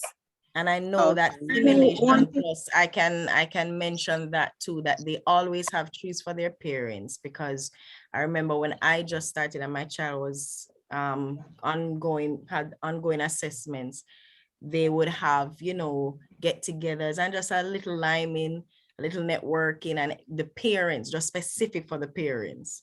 Just to, I you am know, all the get way. I'm all the way here in Clarendon. Maypen? I'm in Okay. Clarendon. Yes. So Okay. and my child. Well, the last Disability Awareness, we actually helped some parents in Clarendon to start a group, you know, Sharita. So you can put your contact in the chat and let me see if I can get you in touch with a parent group that is about to start in Clarendon, because we're kind of hand-holding, you know, helping them to start that in Clarendon. Awesome. Okay. Sounds good. I just wanted to interject also the importance of self-care. I don't want to say especially because of COVID, but being at home with a child with special needs and you're not able to cook because you don't have the skills. Although you're the parent, you don't have the know-how or the skills how to help your child. It can be a very frustrating experience. So we've done some webinars, and one of the focus has been, you know, developing that self-care as parents. We said that one of the options could be breathing techniques, learning how to properly breathe and, you know, relax yourself. Find a little thing that helps you to relax. You know, watch a comedy when they go to sleep. Yes. You might be exhausted, but you might need a little pep up. You know, I realize that I realize that artistic children, they rarely sleep. They don't give us any You break. have to put them into a pattern sometimes. And I have parents who have that same problem, and I tell them literally turn every light off in the house and lay down with your child until they fall asleep. Because if they have an inclination that you are up, they are up. So you have to create a pattern. Sometimes parents take natural supplements and give their children. There's melatonin. Some parents use that. You know, they drink chamomile tea with their kids, just anything to relax. You can have a bedtime routine for your child so that they know what these steps come. After this is bedtime. The children are sometimes always stimulated, so they're always on the go. So you literally have to shut everything down. And, you know, sometimes the parents don't like that because they're not ready for bed yet. But for them, you have to put them to sleep. And then maybe put an alarm on your clock or something to wake you back up, because most of the time you're tired. So you're really shutting down yourself. You fall asleep in the process. You fall asleep, right? But you have to find that if it is, you know, scents, you put some sort of favorite scent in your home, at least there's something there to relax you. You know, just find something to, you know, kind of help you to decompress every day. Write a journal. Do anything that you can do to just that break. Awesome. Thank you so much. Thank you, Miss Williams, for your question. We're going to thank you, Mrs. Donaldson, as well, for sharing about that self-love, self-care. We're gonna jump. We have 2 more questions. I have a question. Good night. Good night. I also have a question. All right. So let's jump to, I have Cheryl with her hand raised, and then Secretary LaShawn. And then we'll jump to Miss Lampart. Thank you, moderator. Ladies and gentlemen, I have to say that I am encouraged. I am in Western Jamaica. I have a nephew who is special needs. He too, when we heard of the term Angelman syndrome, we have never heard about it before. And so it was a journey for our family. Throughout the course of, he's now 15, but throughout the course of his life, we have learned, but we're seeing where there are a lot more instances, and what we are seeing is that the financial assistance to be able to take the proper care of children with special needs, again, depending on the range that they fall in, is required. The financial assistance is needed for school, for the checkups, for the dentist, all of that. For the support, for the speech therapist. What do you use to encourage persons? Are there institutions that you can reach out to? Or are there institutions that you can recommend for those kind of financial assistance? Good question. I recommend my parents to go to the Jamaica Council for Persons with Disabilities. Once you are, first you have to be a member, you have to register with them. They do provide different types of grants, but in particular, there is a grant for intervention that they provide. It's a one-off grant, but it helps. So that grant is a maximum, I believe, 250,000.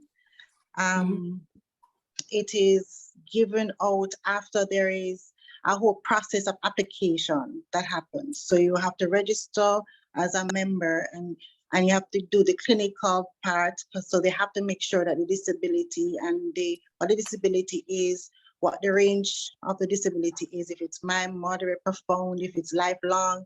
There's a whole process in it, but there is help in that respect. There might be a waiting period, like we said with everything. Some parents do get frustrated with the process, but it is there. So it just means that persons have to access the services. And as I said to all my parents, like, I don't want to say bombard the system, but let them see that the need is great. Right. Don't see that the need is great. They're not going to give the proper allocation of services and funds. So as Dion said at the beginning, about the advocacy, the parents having the voice, I push and I plead and I beg my parents, please, make your voices be known, because how can they provide something if they don't know? So you have to really advocate for yourself and make sure that it's there.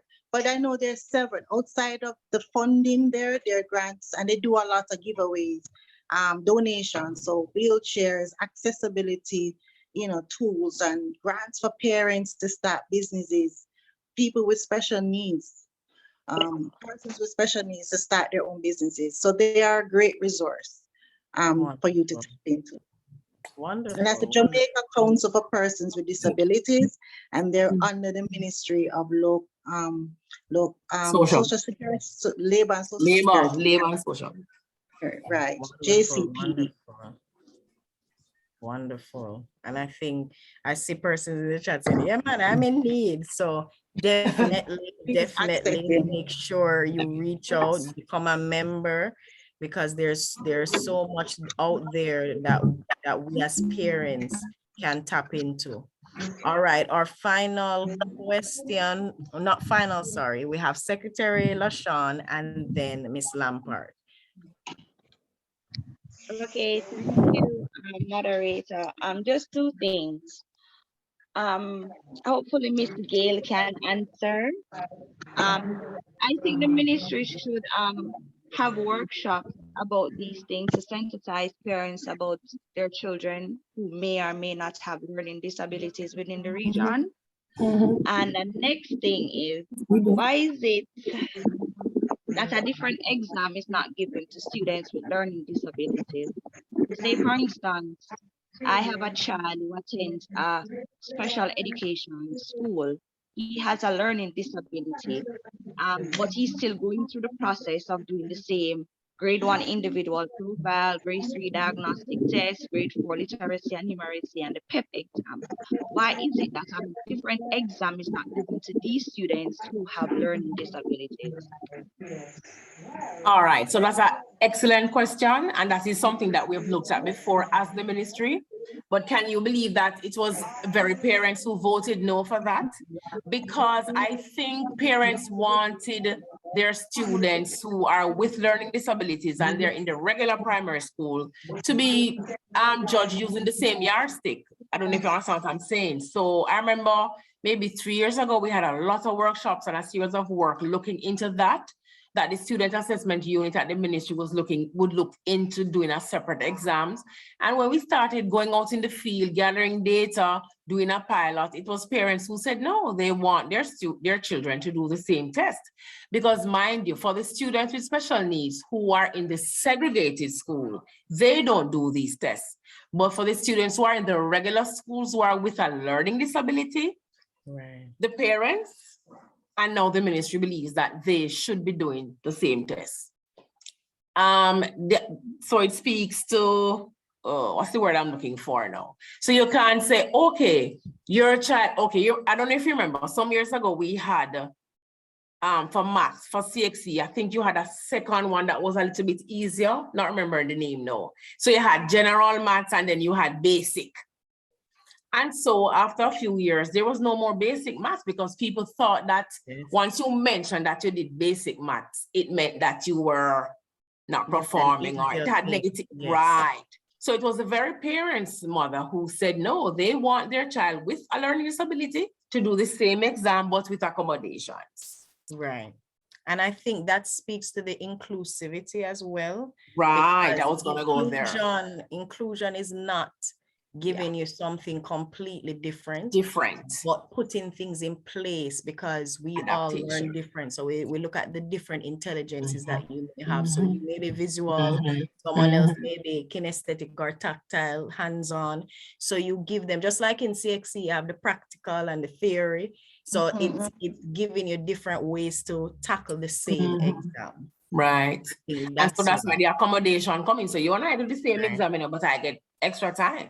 Or I would get a prompter, but it's the same exam. So at the end of the day, we both did the same exam and came out and passed. You know what I mean? So that's it. And I really don't remember her first question, but I remember the second one. She was saying in the first why don't we do this? And we do a lot of training, but you know, go through your school, mother. I'm gonna suggest. So if your child is presently at a regular primary school, speak to the class teacher because there are special needs coordinators in each region. And that's what we do for each year. Like for summer, we have a long 2 weeks of training. And usually how we come up with the topics is hearing from the very parents. What do you think we should do this year? What do you want us to help to present on? What, you know, so have a conversation with your school. I did post my contact in the chat as well. So, you know, I can always tell you too, what is close to you, what is happening when and where. And, you know, just getting schools on board. It's good to, if you as a parent is the first person to bring this into your school space to say, hey, this is out there and get on board. We are only more than happy to support our principals and our schools. Right. Thank you so much. Thank you for that question. And I'm about to put the JCPD information in the chat as well. I reposted your info, Miss Gail. So they can, whoever skipped it could See, I'm putting the address for JCPD now and the telephone contact. All right, thank you so much. And while Ms. Gill does that, final question before we wrap up, because I see that we are jumping in this wonderful discussion past our bedtime for some of us. Okay. For some of us, we don't know what bedtime look like, so you know, but we are going to be respectful with the time. So Miss Lampard, go ahead. Good night, everyone. Good night. My question is, now that we're practicing inclusion, what do we have in place to encourage these the classmates and the schoolmates? What do we have in place to encourage them to exhibit positive behaviors towards these students, these disability students? All right, so that's a very good question too. And what, okay, so first of all, the schools that would get this sensitization are the schools that are with special education units. So we go into those schools first and we do sensitization for parents and for students as well. So the regular students, they are sensitized as to special needs, what this means when persons are learning disability, what you should do, how you should treat, all of that. But also not just at schools with special needs, with the special education units. We also had a training recently where we trained 30 principals across the island on inclusive leadership. And so we went into those schools and sensitized as well. But as I said, you know, we have a lot of schools in Jamaica. What I'm encouraging persons to do is to have your school. My contact is there. If you want us to come into your school and do any form of sensitization, we are more than ready. Well, also to say, also to piggyback on that, the ministry has also implemented a school-wide positive behavior support system. And a part of that is the building of culture. And, you know, positive behaviors can be a part of every school culture. So, and to be very fair, not every child is diagnosed with a disability or special needs. So there are a lot of children in a classroom setting who have special needs, but they just have not been assessed, they have not been diagnosed. So it is, all schools are equipped to implement the SWIBIS system. As far as I know, I think this is our second or third year. And I think the minister just spoke about it, especially with the spike of violence the other day, about pushing it again in the system to make sure that that's a response to the negative behaviors. So that's one way of the parents, because a part of the SWIBIS approach is to make sure that parents are a part of the whole building of the school culture. So if that is a concern of parents, to see that there is an equitable playing field in terms of how people respond to children with different differences. You know, parents, is the time for your voice to come out and for us to showcase what inclusion really means. So I, along with the support of the special ed unit, the guidance counseling unit, I think that's the unit that is in charge of the SWIBIS. They are very, very critical in terms of changing the school culture. And that's what that basically will be, is the change in how, you interact and, behave with each other. Right, right. Thank you so much. DLG Herman and President Audrey. I see a hand up. Is this a question or just a comment? Yes. All right, so we're going to quickly take this. Oh, a comment. Maybe question. All right, good evening, everyone. My concern is, I know there are schools that have the special education unit attached to it, like primary schools, like for example, Utres Primary. My concern though is when those children leave special education units, they are filtered out into the, the classrooms, and teachers are not trained to deal with those special needs. Mind you, we don't mind helping, those students. We really we love those children and we believe in inclusion, but the reality is we're not trained to deal with, you know, some of the issues that are presented, as we all know, you know. So what kind of support can the Ministry of Education give to us as teachers? You know, another thing too, I am concerned that in the Ocherous area alone, there are so many children who are on a waiting list. Can't go to any school because there's no space at Edgell for them. There's no space anywhere. And these children get old, they grow older, 18, 20 years old, and they have missed opportunities to learn like anybody else. What is the government going to do about that? All right, so we have a special needs coordinator in that region. She works out of Region 3, Mrs. Renee Blake, and she's the person who's responsible, even when the students are placed back, as you put it, after the 2-year intervention at the special education unit and they're sent back to their school, there is some sort of support that should be offered again once they go back to their regular school. What Ms. Blake does is offer sensitization workshops and training for these schools. So I don't know if you're aware. And yes, there is an illegitimate problem there as it relates to space, and Edgell is bursting at the seam. And so what we have been doing is trying to do inclusion as much as possible. So we allow the students to go to the regular primary school or the secondary schools with the apps with a shadow. So instead of having them at home sitting down to wait on an Edgell, we allow them to enter the regular education system with a shadow who will break down the or make adaptations to the curriculum offerings. Okay, I'm still aware of many who are out of school. Oh yes, I know they're there. Yes, there's a definite problem in that region because it's a tourism area. You know, people are drawn to that area. So, you know, right. We definitely need more schools, and we're thinking of how we can, yes, offer some more, because Edgell is bursting at the seam. Miss Gail, Yes. Yeah, Sharita here again. The other day, I went through a challenge with my son. He's 5, infant. As I told you, folks, we're in Clarendon, and there is no institution here that caters to that age, the infant stage. So I had enrolled him in a regular kindergarten, and early childhood. Yes, and they decide not to have him for this term. So I had to scout and search through Maypen and surrounding areas for an institution to host him for now. So he's here.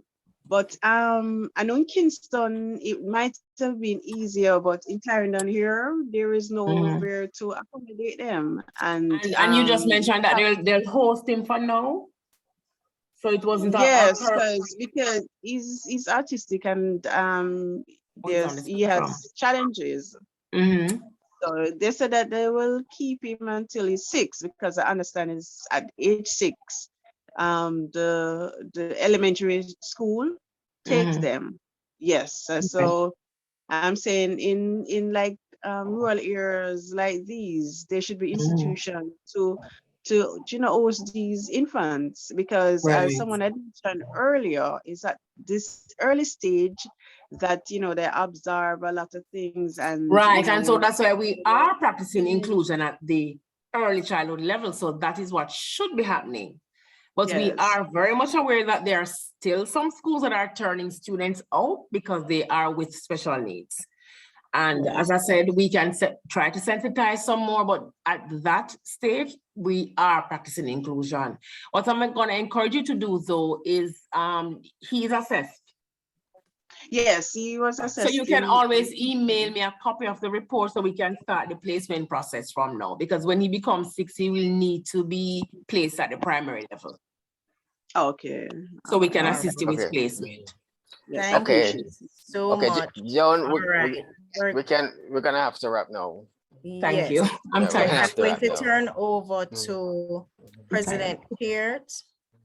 I know we're going to have vote of thanks, but I wasn't sure if I should turn over to President Peart first? Yes, yes, that is fine. That is fine, Madam Thank Moderator. you so much. Yes, thank you so very much to lead that segment. I know we can go on for the entire evening because this is an era that you know, there are many concerns and issues which needs to be addressed. Yes, yes. And of course, I know Miss Gail as well is very passionate about the area as well. And of course, your very good expertise in it. questions.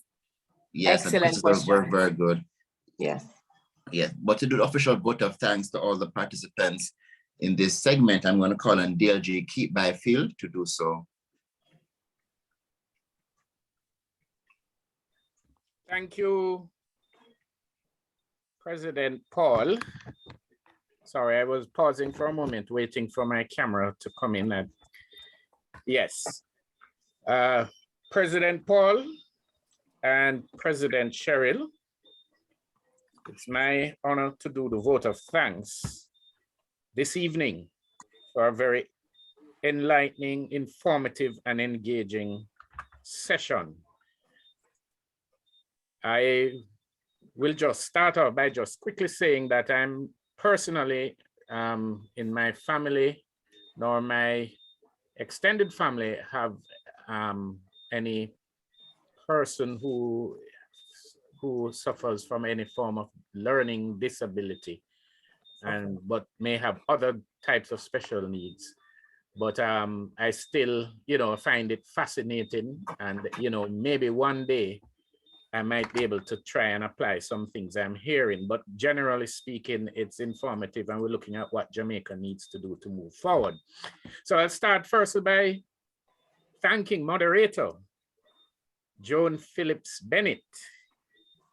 Excellent moderator. I mean, you led the program so well, masterfully. Really off to you.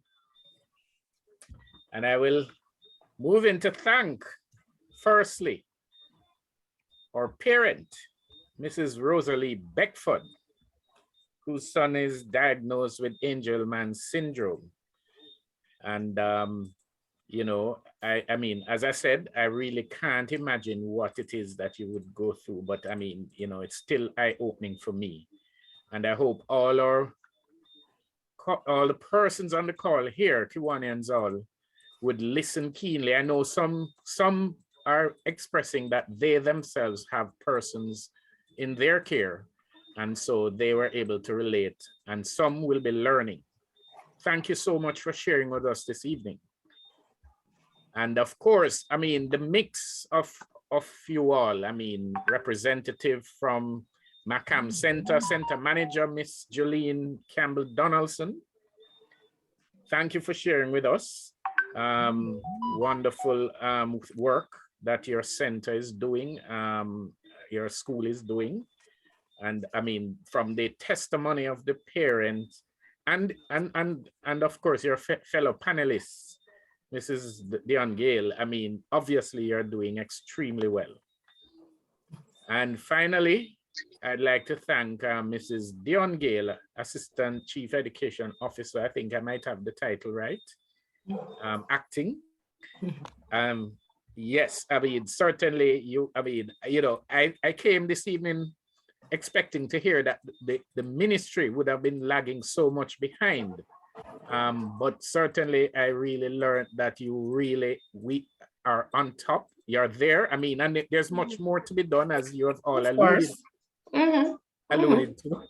But yes, certainly you have been doing some work, and therefore where I'm probably seeing the gap is really in the other types of institution and the public at large that needs to be embracing this. Thank you all for such a wonderful panel discussion and educational and informative session. And now just turn back over to President Paul. Thank you. Thank you for having me. Yes, thank you very much, DLG Keith. You're welcome, sir. We'll move to the Sergeant at Arms, and we call on Kiwanin Zuri Johnson. Kiwanin Zuri. Thank you, President Paul. It's everybody hearing me? Yes, we're hearing it clearly. Oh, okay, okay. All right, so good evening, fellow Kiwanians. Good evening. The story is told of Mr. Bigger and Mrs. Bigger who had a baby. So they're a family of 3. And the question is, who is the biggest? The baby, because he was a little bit. If you are saying pass the joke, if you are saying share the joke, I'm going to ask you to pass the plate, and hopefully that does not fly over your head. So we are in a celebratory mode, and recently we celebrated Woolmer's Day. So the first charge is for all Woolmerians, just a mere celebratory charge of $200 each. Yay! And our president recently flew to Japan. I only found out today that you cannot charge the president. So immediate pass. I'm immediate pass, so I'll pay the fine. Okay, you'll pay the fine? All right, it's a travel tax of $200. That's it for this week. And remember, it's always a pleasure to be charged by the Sarge.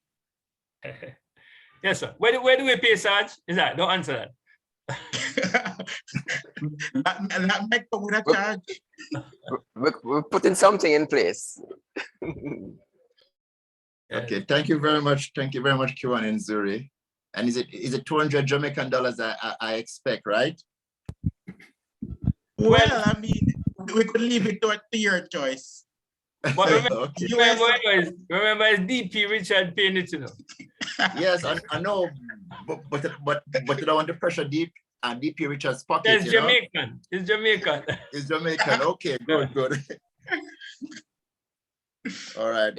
It's only people who have access. It's only people who have access to US dollars ask that question. I know. You know what I mean?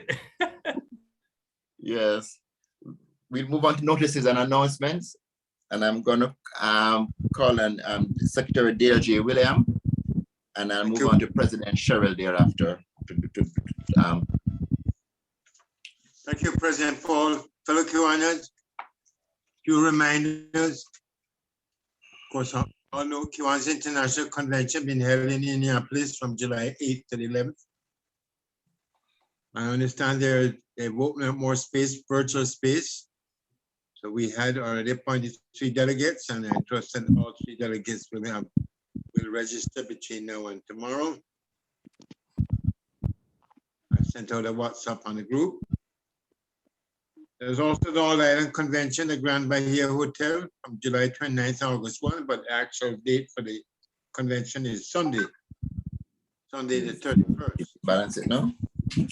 So far, 9 members have registered.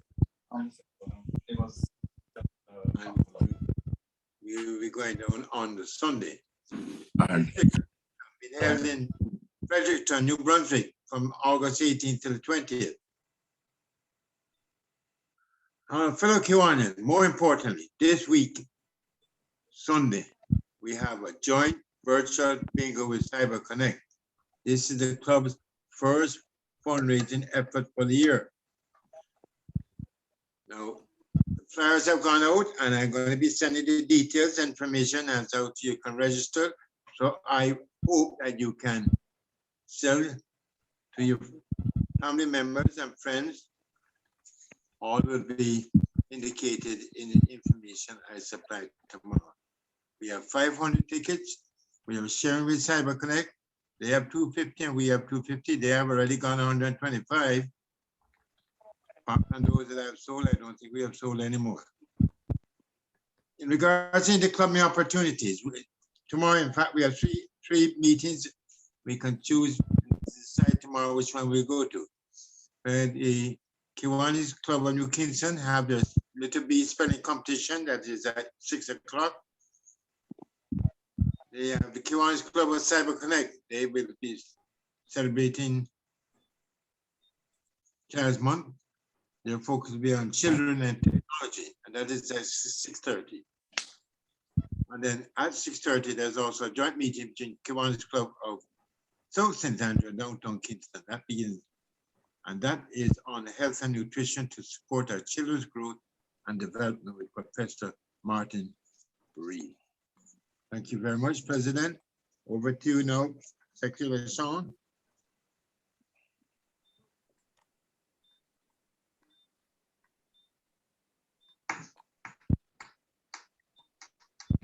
Secretary LaShawn. DLG just said, please remember that Division 23 Central will be having an educational and training leadership seminar this Saturday, May 28th, starting at 9:30 a.m.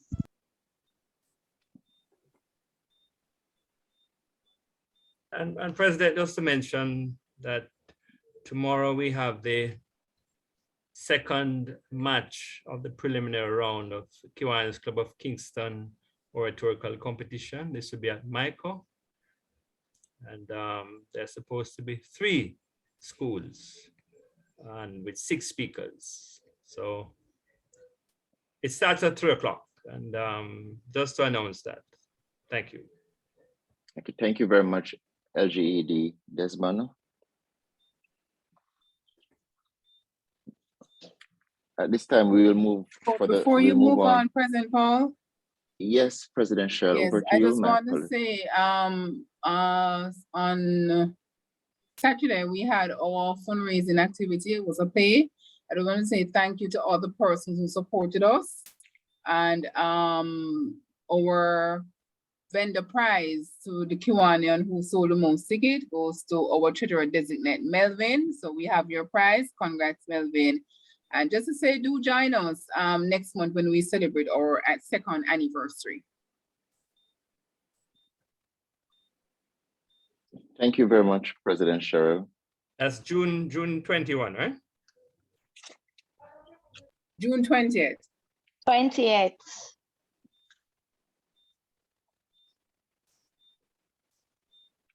Thank you. We will now have our thought for the week, and I call on DP Stewart. Thank you, President Paul. I have 2 thoughts as usual. The first one is never be limited by other people's limited imagination.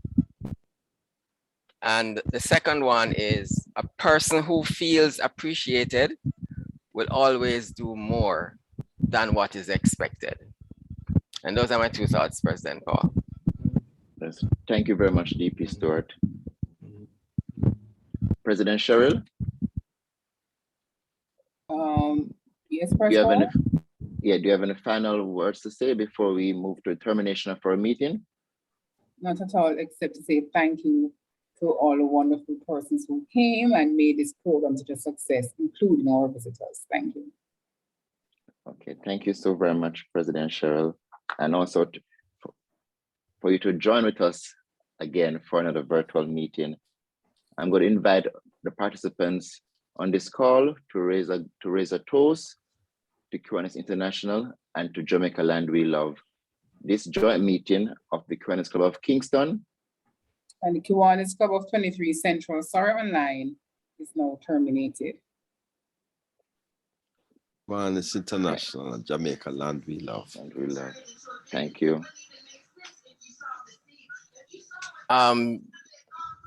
Desmond, can you stop the recording for me?